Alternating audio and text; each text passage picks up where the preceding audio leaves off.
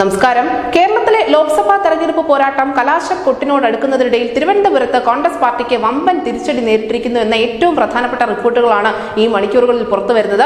കോൺഗ്രസിന്റെ കരുത്തനായ നേതാവും തിരുവനന്തപുരത്തെ സ്ഥാനാർത്ഥിയുമായ ശശി തരൂരിനെതിരെ കോൺഗ്രസിലെ തന്നെ യൂത്ത് കോൺഗ്രസ് വിഭാഗമാണ് രംഗത്തെത്തിയിരിക്കുന്നത്.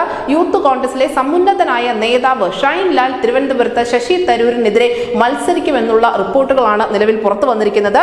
എന്തായാലും 400ഓളം പ്രവർത്തകരുമായിട്ടാണ് ഷൈൻ ലാൽ ഇപ്പോൾ പാർട്ടി വിട്ടിരിക്കുന്നത്. സ്വതന്ത്രനായി തന്നെയായിരിക്കും അദ്ദേഹം മത്സരിക്കാൻ പോകുന്നത്.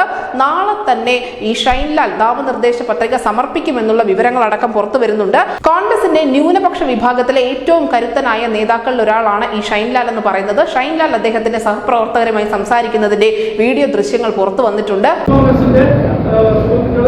രാഷ്ട്രീയം നോക്കാതെ എന്നോടൊപ്പം നിന്ന് എന്നെ സഹായിച്ച ആൾക്കാരും ചേർന്ന് ഞങ്ങൾ 2 ദിവസം മുന്നേ ഞങ്ങളൊരു യോഗം കൂടുകയും അവരുടെ താല്പര്യങ്ങൾ സംരക്ഷിക്കാൻ വേണ്ടി അവരുടെ നിർബന്ധപ്രകാരം യൂത്ത് കോൺഗ്രസിൽ നിന്ന് രാജിവെച്ചുകൊണ്ട് സ്വതന്ത്രനായി അനന്തപുരിയുടെ സാധാരണക്കാരായ ജനങ്ങൾക്ക് വേണ്ടി അവരോടൊപ്പം നിൽക്കുവാൻ വേണ്ടി സ്വതന്ത്ര സ്ഥാനാർത്ഥിയായി മത്സരിക്കുവാൻ അവരെന്നോട് ആവശ്യപ്പെടുകയും അതിന്റെ അടിസ്ഥാനത്തിൽ അങ്ങനെ മത്സരിക്കുവാൻ തീരുമാനിക്കുകയും ചെയ്തു.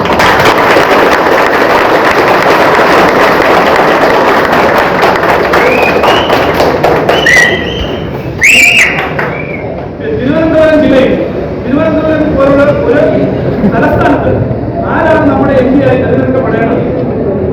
കണ്ണൂരിൽ നിന്ന് വന്ന പയ്യൻ രവീന്ദ്രനോ അല്ലെങ്കിൽ ബാംഗ്ലൂരിൽ നിന്ന് വന്ന നേതാവോ പാലക്കാട് നിന്ന് വന്ന ശശി തരൂരോ അല്ല.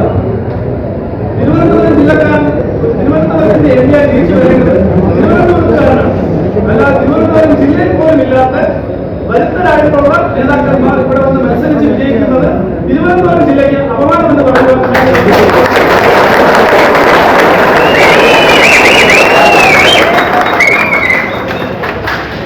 എന്തായാലും കോൺഗ്രസിനെ സംബന്ധിച്ച് വലിയ തിരിച്ചടി തന്നെയാണ്. കാരണം കോൺഗ്രസ് ഇത്രയും നാളും തിരുവനന്തപുരത്ത് പിന്തുടർന്നു പോന്നിരുന്ന നായർ നാടാർ ലത്തീൻ എന്നുള്ള ഫോർമുല പൊളിച്ചുകൊണ്ടാണ് ഷൈൻ ലാലിന്റെ ഭാഗത്ത് നിന്നും ഈ നീക്കം ഉണ്ടായിരിക്കുന്നത്. മുൻപ് പല തവണ നിയമസഭയിലടക്കം സ്ഥാനാർത്ഥിയായി കോൺഗ്രസ് പരിഗണിച്ച ഒരു നേതാവ് കൂടിയാണ് ഈ ഷൈൻ ലാൽ എന്ന് പറയുന്നത്.